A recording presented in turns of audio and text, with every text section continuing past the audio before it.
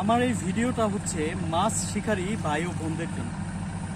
আমার এই ভিডিওটা হচ্ছে আজকের এই ভিডিওটা মাছ শিকারী ভাইদের জন্য, যারা মাছ শিকার করতে ভালোবাসেন, বড়শি দিয়ে মাছ ধরতে ভালোবাসেন তাদের জন্য।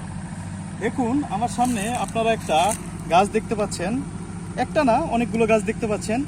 এটা হচ্ছে মটমুটিয়া গাছ এবং কি সুন্দর সুন্দর ফুল হয় এটাতে।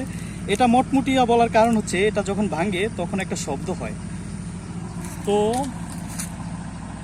ভিডিওটা মাছ শিকারী ভাইদের জন্য কেন, কারণ হচ্ছে এই গাছের পাতার যে নির্যাস আছে সেই নির্যাসটা মাছের খুবই পছন্দের।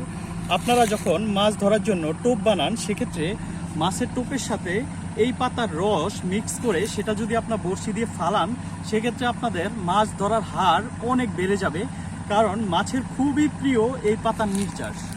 আপনারা ট্রাই করে দেখতে পারেন এবং আশা করি আমার এই ভিডিওটা মাছ শিকারী ভাইদের জন্য খুবই উপকারী হবে।